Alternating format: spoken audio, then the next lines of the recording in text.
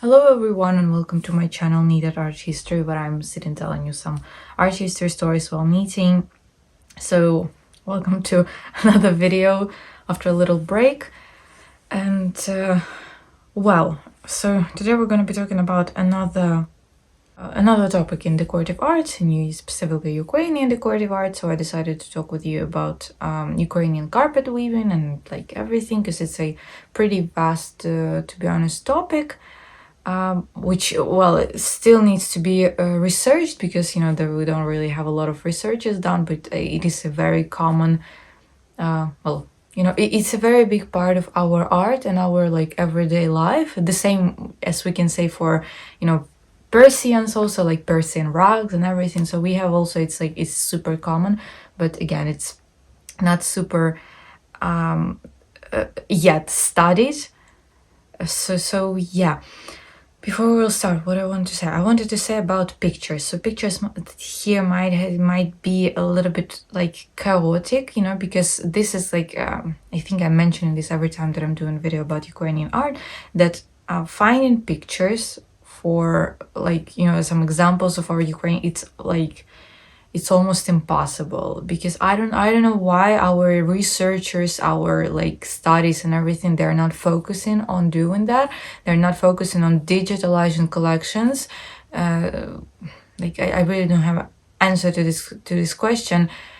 So I mean, I will try to do my best to make it as logical as possible, but sometimes I will be showing just you, well, I mean, I'm writing down all the time what I'm showing you, so you will not be confused. But sometimes, from time to time, these pictures will not correlate with my words. Those will be just some examples, just for you to see what we had here and to like to saw what was going on. Today I will be knitting, so I decided to knit some vest. I mean, I'm starting, I'm preparing for winter seasons already, so I'm starting to knit bit by bit. So yeah, so without further ado, let's dive into our topic today. So carpet making, carpet weaving is a part of all of the cultures in the world. It is believed that initial carpets performed a purely practical function. So the carpet, they served as kind of, like protection from wind, from cold, in like this more deserty parts, as a protection from sand also. It was also used as some, to demarcate rooms and etc. In addition, they were easy to transport, and the transformation of the carpet from a practical thing into this work of art that, well, we now know, took place like much later, when nomads began to lead more this sedentary lifestyle. In addition, people began to develop their aesthetic sense, and now not only practically, but also the decorative component of the product was very much important. So the desire to improve housing from an aesthetic point of view and give it some kind of, this individuality only grew with each new generation of like new people. And actually, as far as I remember from like this little of my psychology studies that I done like directly after school, because I got into psychology first, and then I quit, and then I got into art history. And I remember we were talking that already by that time, so it was like what, 2016, 18, something like this. A lot of psychologists were talking about the fact that we actually, so this like aesthetical feelings, like need in this like aesthetics around us, is actually a need on a, like, how to call it, life-threatening level. So basically what I mean, it's on the same level as, our need to breathe, our need for water, need for food. So it's like, very, and it's, and it's going on from like not just ancient people, like prehistoric people, because also I remember, so this thing is, I think I read it somewhere like 3 years ago. So some art historians and anthropologists, they started to talk about, they started studying, or just study without in, whatever, the topic of how prehistoric people, how our like prehistoric ancestors really viewed art, and whether it was just some kind of right thing or not, because we are finding in a lot of these caves, these cave paintings, we are finding a lot of like kids paintings, and a lot of, especially this popular, I think a lot of you saw this like handprints, and there's like a lot of this like very very small handprints, so that's like kids or adolescents. And thus a lot of anthropologists, they are now trying to like research the agenda that maybe our prehistoric ancestors, again, were not so dumb as a lot of people tend to think, as we're studying, and we're like, oh, they were very primitive, not dumb, primitive. And that they were not so primitive as we think, and they already understood by this time that art is actually a very important part of your development, and thus they were teaching their kids how to paint, and thus there were some kind of art lessons or something like this. So this is a very interesting theory, I believe. And I don't remember where I was reading this and what was going, but I think like you can Google it. I think you will find it out quickly. Well, maybe I will find it out, I don't know, but whatever. But I just think that it is interesting, and so this is what I mean. You see, like it started as a practical thing, but with time, and I think pretty fast, people understood that, well, we can actually make some, not just practical thing, but we can make something beautiful, because like we need beauty in our life. And so this is how story with all of this carpets began. So in addition to decoration, the carpet began to be used in various festives and solemn events, or like weddings, also funerals, and etc. etc. Also, carpets became an integral part of the bride's dowry. These homemade woven products also were used to pay some like tribute, some taxes, and like you name it. But now let's get into Ukrainian carpet weaving. So you see, the topic of carpet making in Ukraine has not been as like well researched, even though we had like a very like one of the best art historians who are doing this, who were researching this topic. So we have a very good books about this, but it's still not enough. So this theme still needs to be studied more deeply, and talking also about the very field of this, so of creating this carpet weaving, like in modern Ukraine, this field is almost neglected. And I mean, a part of like, obviously now starting from 2022 that the full-scale invasion started, but I mean, even this, a lot of our artists, like, you see, we're still going on, we're still like creating stuff and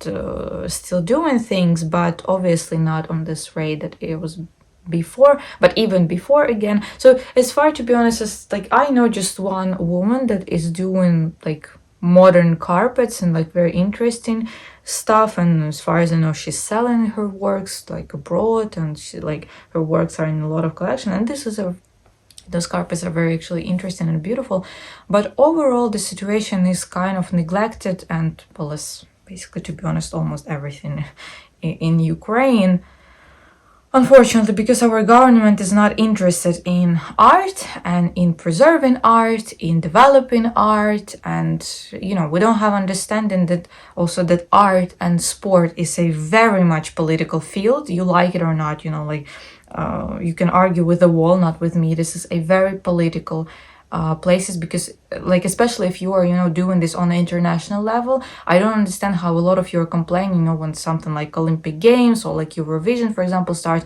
Obviously, like, there is a place where multiple international teams are presenting their countries, so obviously will be political. And I mean, also the thing is, this like, oh, politics, like a lot of you are also getting into this propaganda about that, oh, politics is like such a shitty topic, like just old people or losers are talking about politics and stuff. I am apolitical, I'm not like other girls, all of this stuff. Like, no, get out of this like mentality, because this is exactly what those governments are trying, just to believe, so they can do whatever the hell they want, without people understand that, well, they are wrong and that people actually have rights and everything. So, you know, this is like my honest opinion about this stuff. So no, we need to be engaged in politics as much as possible. And this is a very interesting topic. This is a very important topic. This is a very interesting topic at points. You know, everything in this world is pretty interesting. So, you know, but same as like also we like people are, oh, propaganda and everything. Yes, there is bad propaganda, but it is also good propaganda, you know, like, I don't know, for healthy lifestyles or better lifestyles or whatever you call it, you know. So we cannot say also about politics stuff like this, but I am saying in our situation, like, you know, our country was never actually interested in this. I mean, I hope that after all of this will end, something will change, but to be honest, I very much doubted that something will change and that, you know, that art and sports will be in a better position that they are now. My god, I just started the video. I didn't even started to, like, I didn't even get to the first point about telling you what is going on these carpets, but I'm already being blown away. Okay, so let's move on. So overall, we have some pretty old archaeological findings that show that the inhabitants of the colonies of the northern Black Sea region and the Scythians, they used pattern fabrics that resemble like carpets in their everyday life. We cannot, as far as I understand, we cannot really call it like carpets. It's like with traditional understanding, but it was something very similar to that. And also a little bit of history again, I'm getting over. So these regions, like southern regions, those were, as I said, there were Scythian, so there were not just Scythian, there were another like Iranian tribes back then there. So it's like period of BC and first centuries of AD. We also had a very big Greek colonies there. Like Crimea was under the Greek ruling, and overall just all of this coast of like southern regions, there's like a lot of Greek settlements there.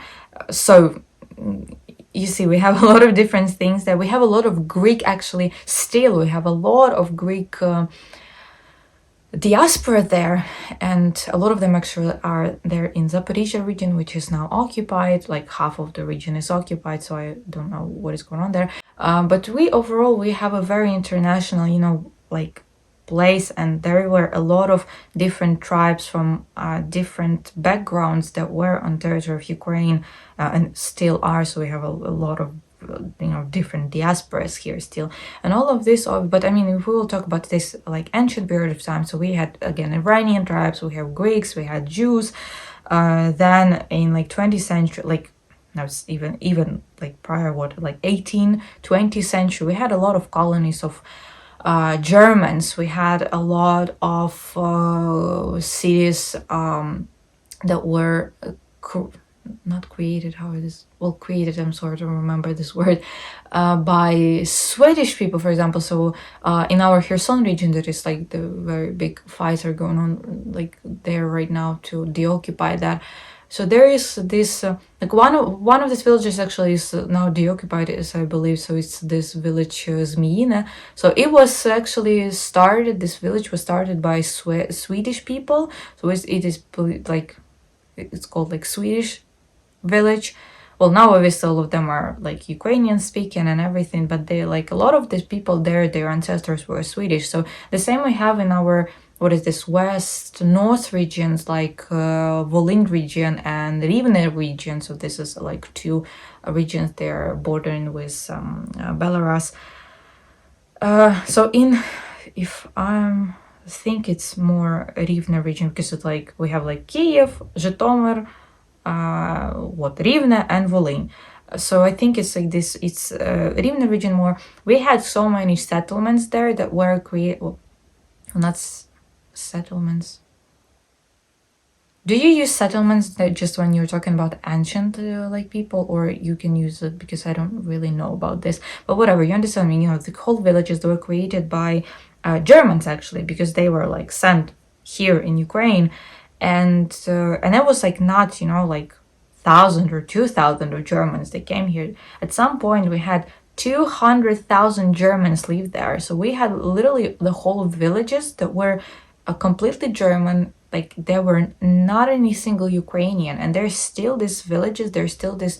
They still exist. People still live there, and those are like ancestors of these Germans.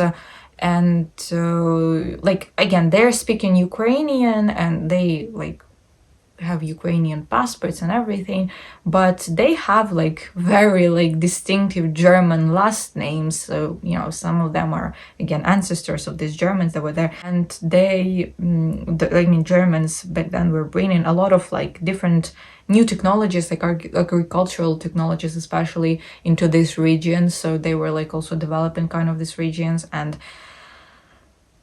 And unfortunately, a lot of the stuff that they were building, so they were building some churches, like obviously, like it was a village, so obviously they were building all of this important stuff for the villages, right? And unfortunately, a lot of the stuff right now stands completely abandoned. Some of them is, you know, being destroyed already by time, not physically by people, but by time. And again, no one is goddamn interested in that. Who you know. Like whatever, because you know I can start to rumble about this for a while. So just for you to understand, so we had a very cultural country. We still have it, and we have, like as I said, now we have a lot of like very big diasporas of Greeks in these southern regions. We have like enormous, like not even, I will not even call them diaspora, because they are like literally part of this country. They were like here from day one. I mean, I'm talking about Jews, obviously. We have a very big diaspora of Palestinians. We have a very big diaspora of Syrians. And well, unfortunately, they, as far as I'm aware, very big diasporas were there also in southern and eastern regions. So obviously they needed to flee another time, which is like mind-blowing, to be honest, a little bit. The same as how like my fellow Ukrainians who are also from like those regions, like Donetsk, Luhansk regions, and southern regions, you know, they were running from in 2014 from Donetsk and Luhansk, and now they were running from like, you know, they moved to nearby regions, and now those regions are also occupied, and they needed to flee again in 2022. So it's again, it's like a little bit, you know, it's madness a bit. Well, not a bit, it's complete and total madness. But overall, so we had a lot of different stuff, and thus we have a lot of different interesting archaeological findings, and thus all of these things that were directly influencing our our culture, our language, actually. So we'll be talking about this. So about getting back to these carpets and archaeological, so it is because of these archaeological findings and everything, a lot of our art historians and researchers, they believe that we, like Ukrainians, right? So we borrowed this thing, this like carpet weaving, just overall the thing, like, you know, making of carpets and using carpets in our everyday life from the Easter. Not from the East, I'm sorry, from the Easter, from the East. Especially from Arabia, especially from Persia. One of also things that is like supports the idea that all of this came from East is in terms of linguistics. So in Ukrainian, the word carpet is kilim. And it is very similar to Turkish word kilim, or sorry about the stress. In Persian, gilim. So you see, like it kind of has the same, you know, etymologies, we can say. So this is again another thing why like some researchers believe that it comes from also from Eastern regions, from like East, like Middle East, and like what East Asia, Asia Minor, and everything. There is also another words that were used to so in other words, it's I think as like kover, for example, kots, lizhnik, but kots and lizhnik, those are like some like specific type of carpet, so this is not like a commonly used thing. But kover, for example, it was used for a pretty long period of time before kilim started to be used more frequently. And because you see, a kilim, it was originally used to refer only to smooth double-sided carpet products with a striped pattern, but from the 18th century, this type of smooth, like two-sided carpets became the most popular out of all of these carpets products, and thus the word kilim became common to everyone. But okay, let's move on. Let's move on a little bit faster. So, of course, it is almost right now like impossible to find an exact answer to the question of when exactly carpet weaving originated on the territory of Ukraine. So, the earliest references to carpets in Ukraine can be found in the travel notes of foreign travelers of the 10th century, in ancient Kievan Rus epics, historical songs, some ritual mentionings and like ritual works. So like for example, we have such a thing as Lavrentievsky Litopis, or like Lavrentievsky Chronicle, which is dated back to the year 977, and it is noted that the body of the murdered, our like knyaz, who was like the ruler, Oleg, was wrapped in a carpet after his death, and like the number of like other knyaz after him. In the ancient like Kievan Rus chronicles, it was also mentioned that all of these carpets were constantly taken with armies on the campaigns and etc. Again, knyaz used them in everyday life. They were used for weddings, they were used for funerals, and etc. etc. Another interesting also mention is in the work of the traveler Ibn Fadlan. So he lived in the 10th century, and he wrote in his records that on the territory of Kievan Rus, benches for the dead were covered with carpets of their own production. And also, if I'm not mistaken, actually, it's the same traveler like who wrote about seed beads. And I was mentioning that in the video of the history of traditional Ukrainian beaded jewelry. So he was writing that in Kievan Rus it was very popular. I mean, if I'm not mistaken, I think it was him. And so he was writing that in Kievan Rus this green seed beads were very popular. I don't know why green, but apparently it was very popular. So Ukrainian carpet weaving is based on folk art that has developed over many centuries. After all, in the conditions of feudalism, slaves and just generally not rich people, but we predominantly had slaves all the time. I mean, we were our own slaves. So again, this is a very interesting topic on its own. And that a lot of you Westerners cannot like wrap your heads around. And when we are like telling you that we have this and that, a lot of you being like, oh, but this is not the same. Oh, so now we will like measure whose great grandma was struggling more in slavery or something like, But yeah, a lot of slaves, they were not able obviously to buy their own stuff. But they also wanted to decorate their own homes, so they were creating all of these like different decorations and carpets, including themselves. Favorable natural condition also contributed to the development of carpet making in Ukraine, because cattle breeding, breeding, yes, was always like a big part of our culture. Also, a lot of sheep were bred, and the agrarian component is even more widespread. So large areas were always sown with hemp and with flax also, which were then woven into carpets, were specifically to our themes. Also some shirts, just overall textile, and like you name it. So home production of carpets was widespread in all regions of Ukraine. Especially ancient traditions have been preserved in right bank Ukraine, so it's like called like Правобережна Україна. I obviously will be showing you all of the maps so you will understand what I'm talking about and what regions I'm talking about. So specifically in this right bank, Ukraine, in Kiev region, it was the most popular, and also on Podillia. Folk carpet making also developed in western regions such as like Galicia, Bukovina, Gutsulshchina, and Transcarpathia. Again, we'll show you all of this. So those are more like ethnical regions rather than not demographical, how to call it, not like official. But again, obviously we'll show you all of this.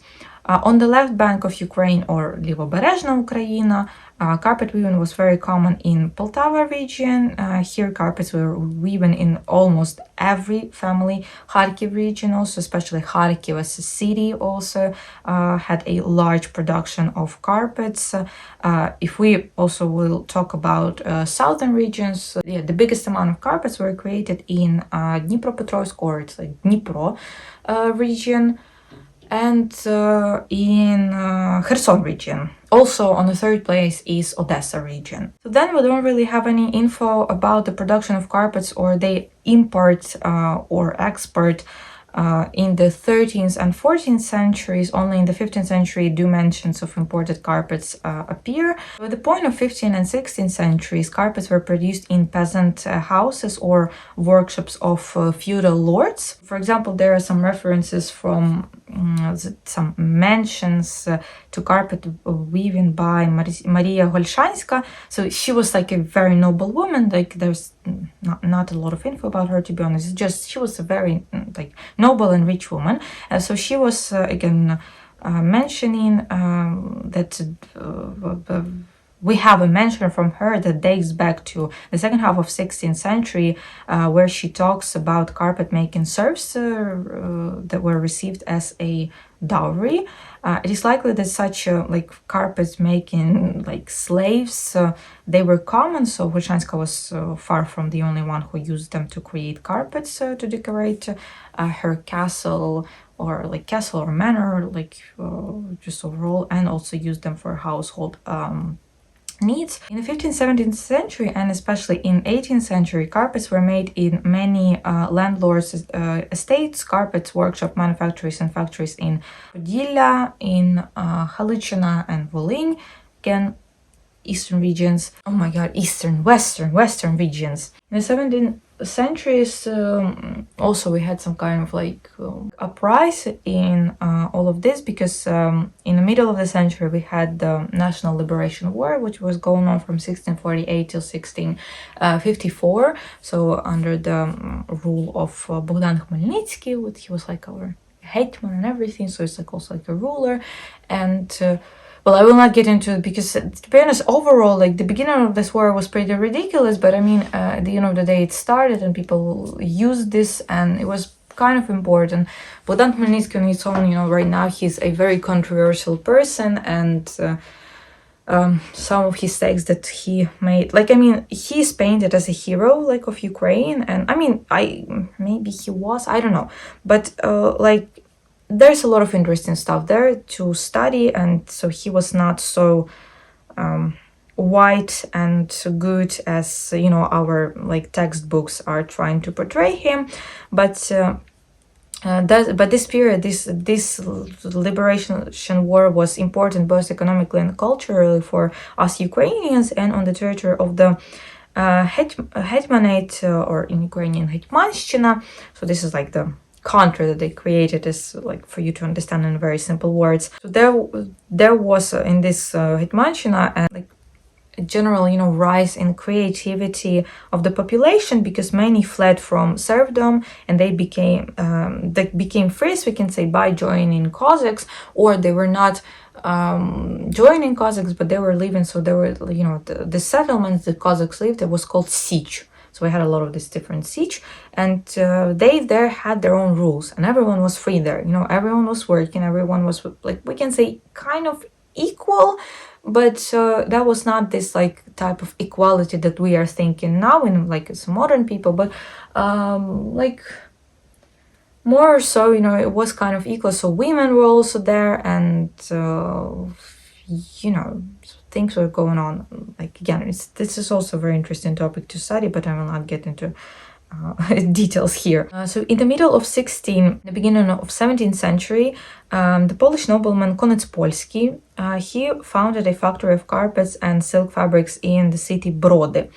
Products from this factory were actively bought by Polish nobility and also by Cossacks nobility, as we can say. Well, we call them a little bit differently, but there's no analog in English language, so I will call them nobility also. So carpets weaving on the territory of Ukraine developed very quickly at this period of time. Already in the first half of the 17th century, the production of carpets was large to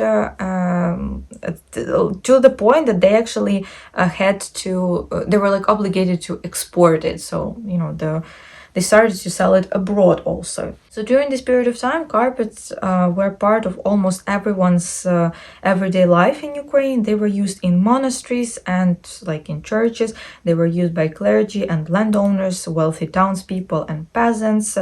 Moreover, carpets were always placed in the same row with other like the most valuable things. In the first half of 19th century, carpet weaving still maintains its quality and prevalence.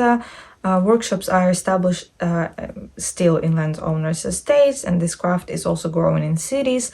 In the middle of the 19th century, like for example, Kharkiv like alone was producing 25,000 carpets per year. So you can imagine the scales of that. Before that, like it is known that in the second half of 18th century, carpets were vastly also produced in Kiev, like it's a city, and they were produced for sale abroad also. Regarding the home production, so on this basis, a whole separate profession was formed. So this carpet craftsmen, or they were called like in Ukrainian kustar. So a lot of them is like with conjugations kustari. So in order to create a carpet at home, so peasants like peasants or slaves at this point, they didn't really need a lot of things. You know, they didn't need to put a lot of money into that and you know, large expenses overall. So they used a simple wooden like machine, as we can say, which like simple wooden loom, which was easily made, easily created by hand. Almost every family had such like little primitive looms. Carpets or ordinary clothes were woven on them. They mainly used hemp and flax, as I said, which they themselves grew, or the wool of sheep, which they themselves like breed. And almost every peasant they kept, peasant family, they kept from 2 to like 10 sheep on the farm. And I forgot about this. I wanted to show you this. So I want to show you the hemp textile or something. So I'm sorry, I will leave you for a second. So this is like the embroidered shirt. Oh my god, I am still here. So I have some few of them now at this point. I'm buying them as crazy. So this is how the textile, this is a hemp textile. So this is like our traditional embroidered Ukrainian shirts. It's from like 50s of previous century. So what is this? This is Chernivtska Oblast, Chernivtska region. So you see, I hope you see that the material, how it looks like. So it is very heavy, first of all. It's very interesting, you know. You see, this is this is definitely homemade stuff. So I really hope you can see that, because, well, I cannot see myself what I'm showing you and how I'm showing. So this is like, you see, there's like a lot of very interesting stuff going on here. So I mean, I really want to make a little pattern also here. So this, you know, this patterns is so interesting. There's like a whole another theme. I really want to make a video about like embroidered shirts, but you know, it's such a vast theme that I really need to make my research, and I don't really have time because I need to prepare my exam right now, because I'm getting into master's degree on archaeology. So completely different, well, not really like completely, but kind of different, you know, major. So I need to prepare. I have like 75 questions that I need to prepare till the end of the month.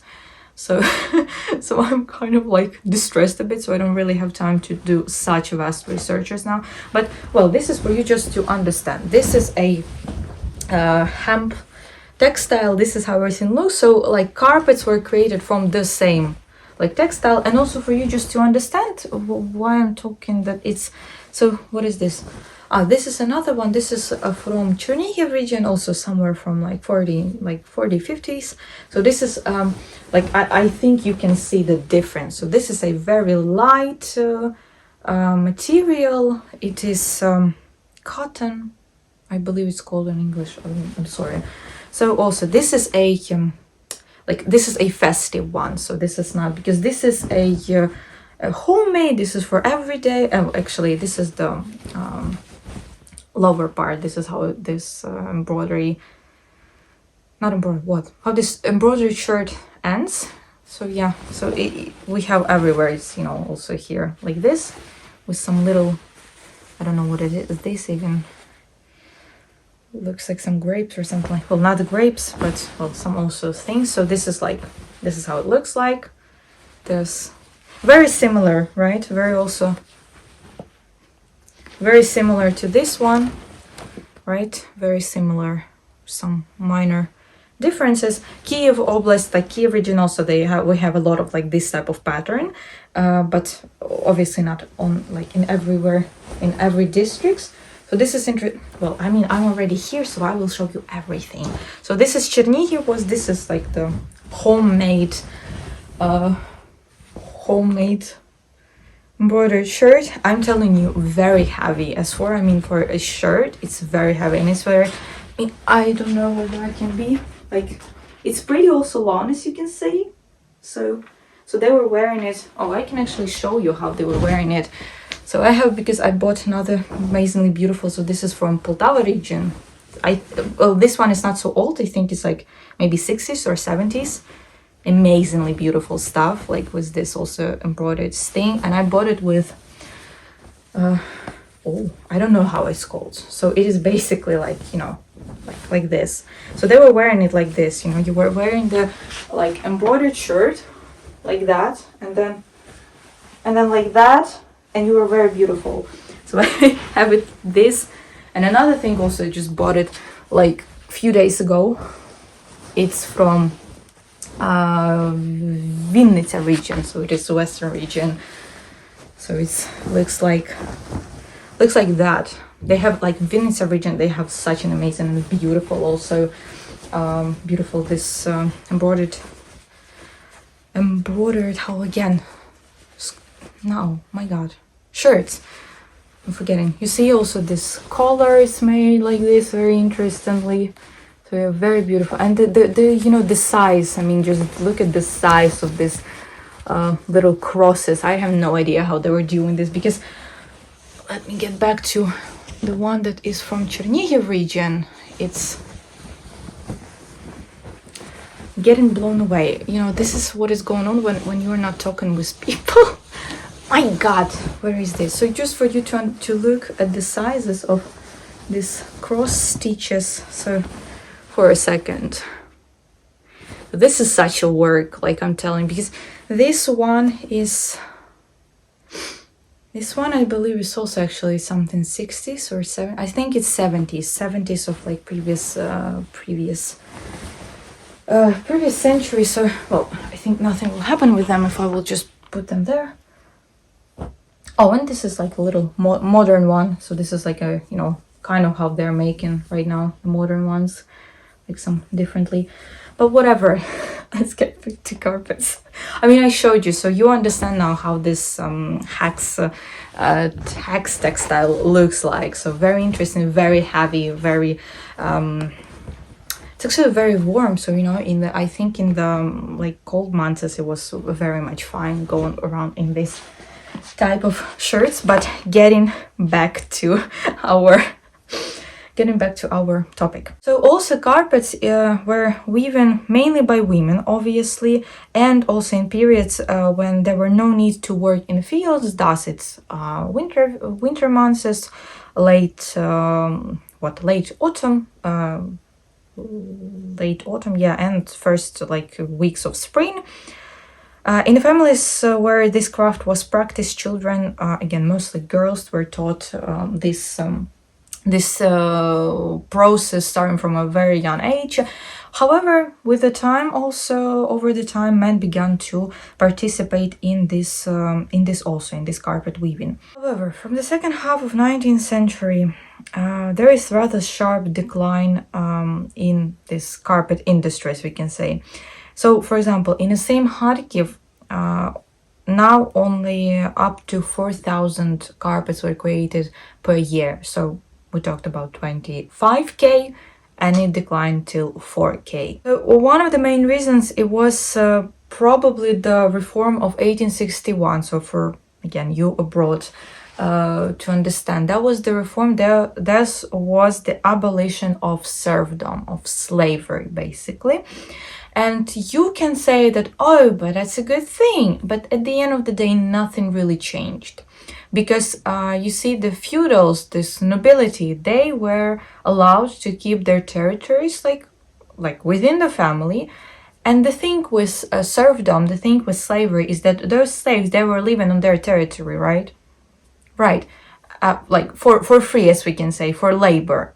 But now, like, they cannot live there for free for paying with labor, because like kind of illegal now. So yeah, but nobility, they were very salty about this. They were able to do whatever the fuck they wanted. Like, again, we are all familiar with slavery. We all know what slavery is and what all of this like noble people were doing with a lot of that. So they were able to do this without any consequences. Now they were not able to do this without any consequences. Well, I mean, technically they could, as usually as it's still going on now. Like if you have money, you can get away with basically everything. But still, like, technically they could not. So they were very salty about that, and they were not allowing those slaves to stay. They were asking for like an enormous amount of money for them to pay to rent this land back.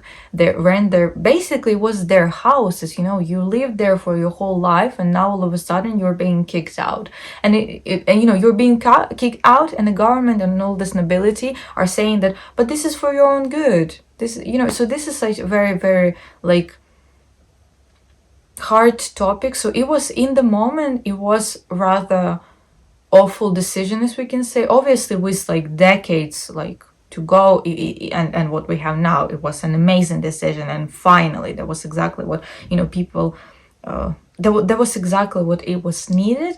But in the moment, it was a very, very hard, like, people started to have a very hard life, and thus, all of this led to capitalism to rise up. So the capitalistic relationship rose, and the development with all of this capitalistic industry took place. A lot of these workshops that were in these nobility's houses or on their territory was liquidated now. So again, those masters, craftsmen, men and craftswomen were left without any job. Many peasants simply lost also all of their land, the land that they were living on, the land that they were using for their own goods. And so what I mean is that now they were not able to grow raw materials for, like, specifically if we're talking about our theme, the raw materials to create in this textile or the threads to weave carpets, and etc. Another possible reason also why this decline started is related to the active development of agriculture in the second half of the 19th century, due to which the number of pastures and thus the fattening of sheep significantly decreased, and thus there were like not a lot of wool produced. So at the end of the 19th century, at the beginning of 20th century, certain attempts were made to revive the past level of carpet making. So some educational workshops were opened in Poltava region, as well as in Kiev and Ternopil region also. From technical point of view, in terms of the quality of the material used for the base, for dyes, the quality also of execution of these works. The level of the 19th century is somewhat like inferior to the samples of the previous century. I mean, like the end of 19th century, this like second half after the reform of 1861. Increasingly, instead of strong elastic linen or hemp threads, cotton threads, soft and loose, were used for the base. Less attention was paid to the preparation of woolen yarn, which largely loses its fineness, softness, its elasticity. And from the second half of the 19th century, natural vegetable dyes are gradually being replaced by this synthetic one, the aniline dyes, which are characterized by color instability, by dullness, by kind of, we can say, deadness a bit of the color also. However, despite all of these changes, quite quickly, Ukrainian carpet industry began to adapt to the new capitalist realities, to the household and aesthetic needs of the new customers, a majority of which were now urban users, like urban population. This affected the shape of the carpets and their artistic quality. However, products of the 19th century, like of the first half, as I said, have not lost their artistic value, their beauty and attractiveness. Moreover, having expanded on more vast territories, they became more diverse, enriched with ornamental patterns, and their color palette was changing also constantly, and etc. A home dyeing of wool, for which Ukraine was once famous at the beginning of the 20th century, was completely forgotten in Kiev region, and, well, to be fair, in like most of the regions. Overall, also the conditions in which these carpet weavers were living were pretty much difficult, and a lot of them were actually pretty harmful to health. So now let's talk about a little bit more specific stuff, right? So our art historians who are studying this topic, they divided carpets into two groups, by the ornament. So the first group is carpets with geometrical ornaments. The second one is with floral ornaments. So the first one was geometric ornament. So this ornament was most widespread in Галичина, in Western Volyn, in Zakarpattia, Bukovina, and some part of Podillia also. Narrow carpets were mostly decorated with geometric ornaments, and within this ornament there is also two types of geometric ornaments. So this geometric whatever, you understood what I mean. My god, you're not stupid. So the first one of this division is with general background. So here serrated and stepped rhombuses and octagonal rosettes are used, which were placed in rows in a checkerboard pattern or around one central motif. And the second type is with the background divided into stripes. The entire surface of the product is divided into a number of stripes that repeat the direction of the weft,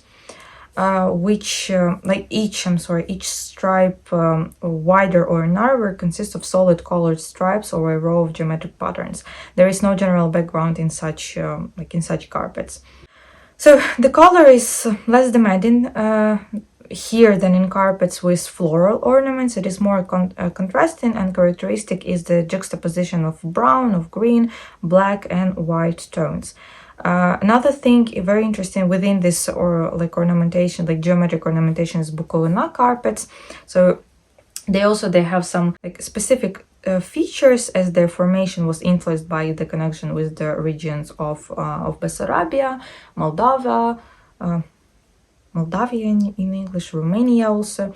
Carpets are elongated in shape here. Geometric ornaments prevail here also. So these are diamond-shaped, cross-shaped, star-shaped, notched motifs, and etc. Most patterns are built on the basis of a square.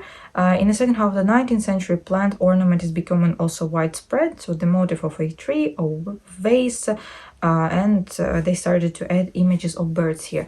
And I will make also some, stress here that this is just overall, division, because obviously we have as a lot of different cultures, we have such an enormous difference in these styles and everything. So, you know, within like in one region, within like just 2 villages, things could have been completely different. You know, even sometimes in one village, things could have been completely different. So, you know, so what I'm telling is just overall description, but obviously it's not like this for all of the territory of Ukraine and all of the regions that there's like this ornament. It's just, you know, that our researchers created such a base, but we need to study all of these regions, all of this, again, even villages completely on its own, because again, there is so many different stuff within all this embroidered shirts. Also, you know, the one village is like this, the other like this. There were like some villages with a very distinctive like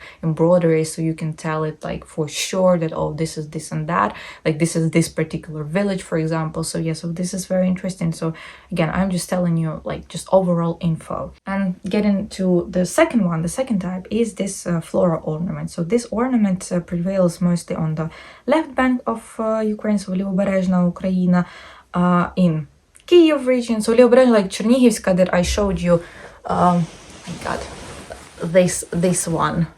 This is Chernihiv region. This is considered to be already the left bank of Ukraine.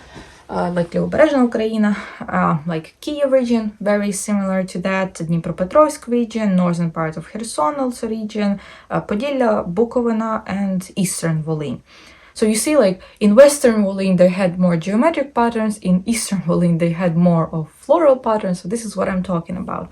The carpets of the left bank Ukraine stands out a bit because they plant because this plant ornament here requires a more neutral interpretation, symmetrical and strict placement. So the ornament is again not a uniform for the entire of left bank Ukraine. The basis of this ornament is the motifs of a large flower or a flower with a branch and leaves, which are like arranged either in rows or in a checkerboard pattern. The grouping of the pattern around one central motif or combining them into 2-3 large bouquets, which could occupy the entire place, the entire surface of the carpet, is also repeated characteristic of the previous period. Sometimes you can find peculiar images of birds, of animals, sometimes even of like human figures. In addition, in a border with a plant garland or a number of unconnected plants, sometimes geometric motifs is becoming more common here.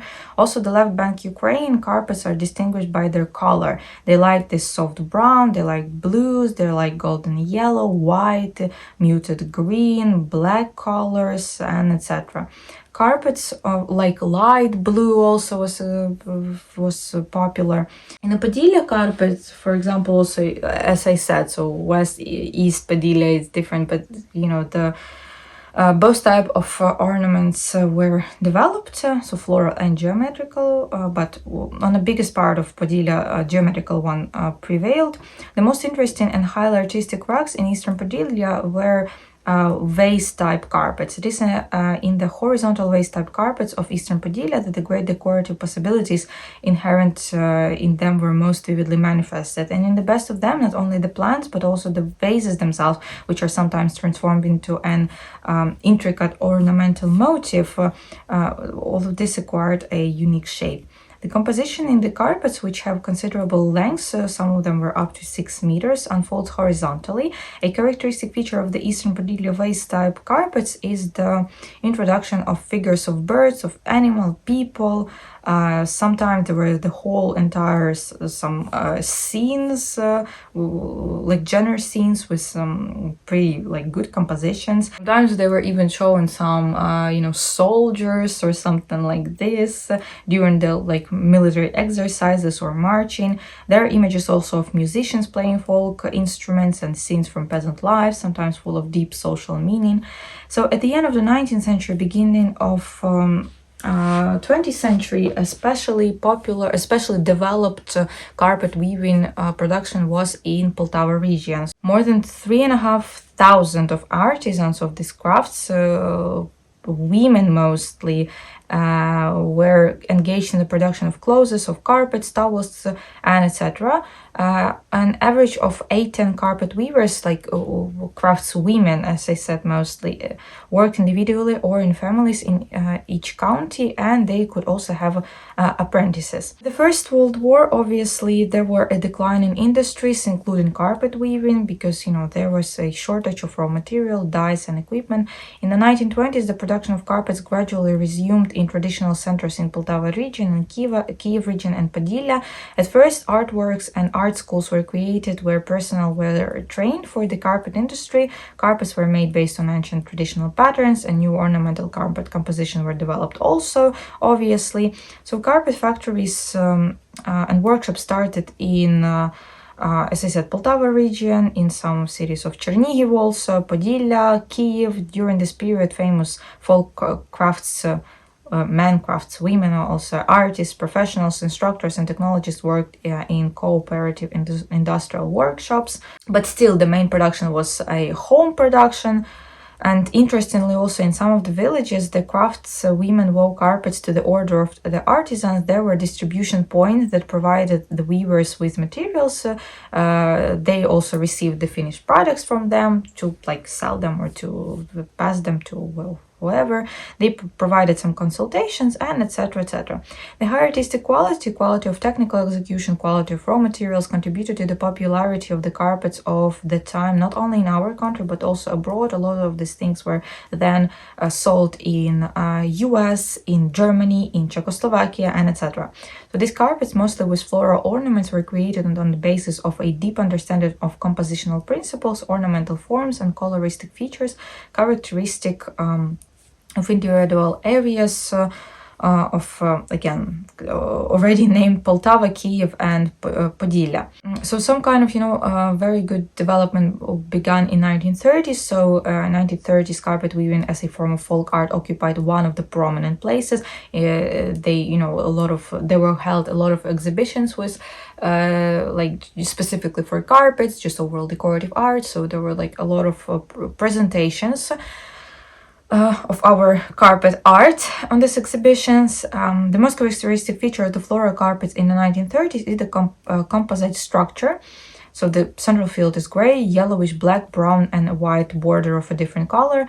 A separate group is formed by carpets in which the border and the central surface have a common background but are separated by a narrow band or a free background without any ornaments. The central surface is filled with straight horizontal and vertical rows, or in a grid or checkerboard pattern with stylized plant motifs, with some birds. Ducks were especially popular. Mainly according to these schemes, the artists developed many variants of plant compositions. In the 1940s, 50s, the production of carpets resumed in a number of districts of the western regions of Ukraine. So those are Ivano-Frankivsk region, what else? Lviv, Transcarpathia region. And so this type of increase in numbers of carpet products was facilitated by both the expansion of the network of enterprises and their technical re-equipment, in particular the replacement of labor-intensive manual labor with now mechanized labor. In 1961, a factory was built also in Bila Tserkva, so this is here directly near, well, not directly, but it's near Kiev, so it's not far away from Kiev, where carpet yarn was dyed in different colors and shade, but replacing vegetables' natural dye with chemical ones had a negative effect on the quality of carpets, obviously. So the material and technical base of the enterprises was gradually straightened, and their structure was improved. The carpet weaving workshops were now reorganized into factories and large artistic and industrial associations. So this is the whole story about carpet. So not much. Well, maybe some things will not really make sense for you, Westerners, because there's a lot of there is a lot of names, a lot of situations that are obviously it makes sense for us here in Ukraine. But I tried my best, so I hope it was still interesting. With a lot of destructing myself today. So But again, I still hope it was interesting for you, and next video will be about one of Ukrainian museums, so we are getting back to museums. And yeah, so stay tuned because it's a very interesting one, and yeah, and I hope you will like that video also. But well, I hope as usually that you found something new and interesting for yourself today. This is like the most important for me, and I hope to see you in the next videos. Bye bye.